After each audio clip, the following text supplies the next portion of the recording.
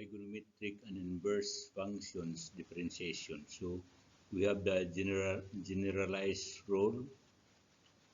Example, sine, derivative sine u equal to cosine d over dx, cosine u minus sine u, tangent u secant squared u, cotangent minus cosecant squared, secant u tangent u, then cosecant minus cosecant u, cotangent u.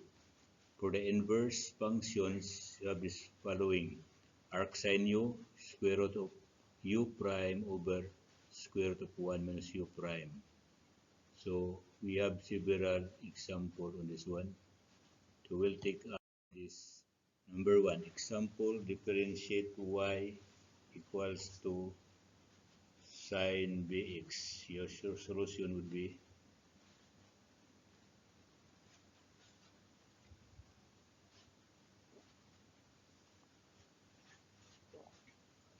so d over dx equals to sine u equals to cosine u du over dx. U equals to bx. Du equals to b dx, or du over dx equals to b. So y prime equals to cosine u du over dx, and y prime equals to cosine bx times b. Y prime equals to b cosine bx. So differentiate y on y equals to sine x all over x. So cosentral d u over v equals to b du minus u dv all over v squared. U equals to sine x. So du equals to cosine x. V is equals to x. dv equals to 1. So d over dx sine x all over x equals to x cosine x minus sine x times 1 all over x squared, or simply have that 1 equals to x cosine x minus sine x all over x squared.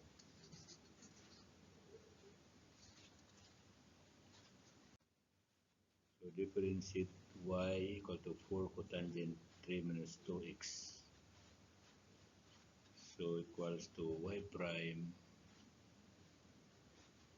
4 minus cosecant squared times 3 minus 2x minus 2 equals to 8 cosecant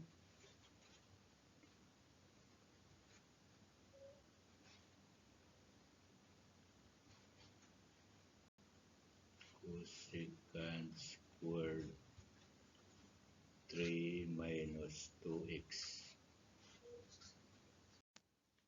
Differentiate y equals to 2 sine 3x. So we got 1 u equals to 3x, du equals to 3. So y prime equals to 2 cosine 3x times 3 is equals to 6 cosine 3x. Differentiate y equal to 4 sine squared 3x squared minus 3. So y prime equals to 4 times 2 sine 3x squared minus 3 times cosine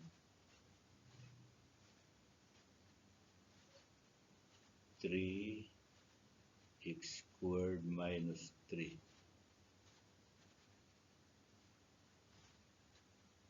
Then you have that one 6x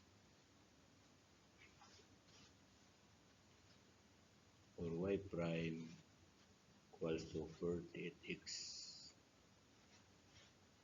sine 3x squared minus 3 times cosine 3x squared minus 3.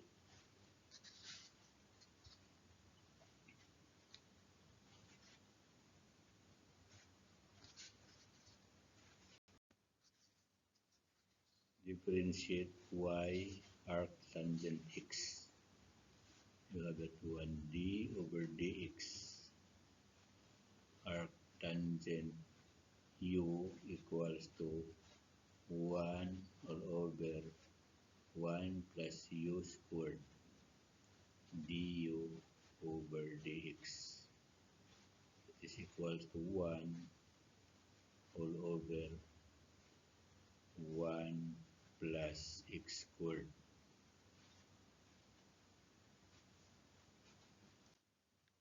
And differentiate y arc sine x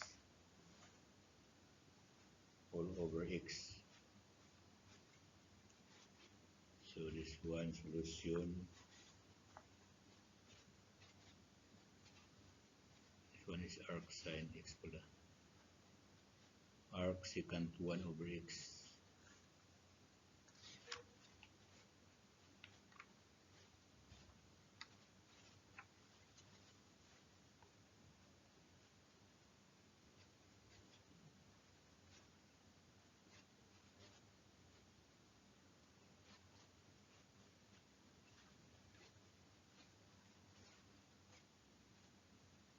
So we have that one d over dx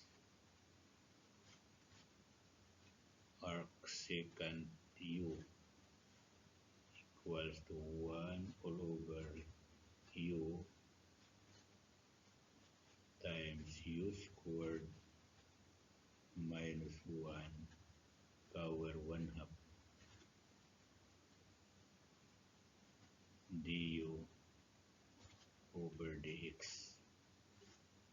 where u equals to 1 all over x, du equals to minus 1 over x squared. So y prime equals to 1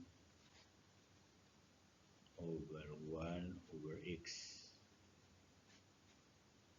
times 1 over x squared 1 over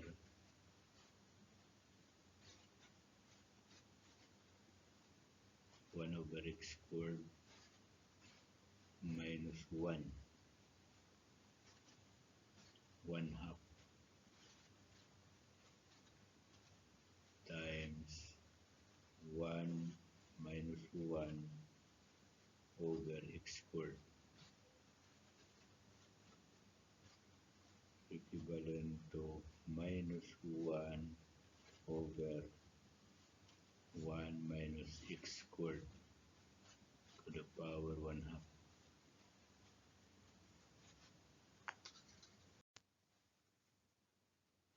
Differentiate y equal to arc sine x squared. So this one is d over dx arc sine u equals to 1 all over 1 minus u squared to the power 1 half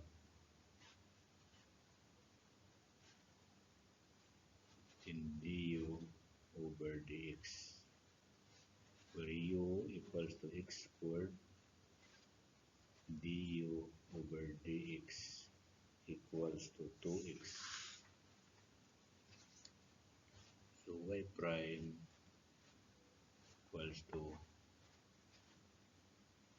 1 over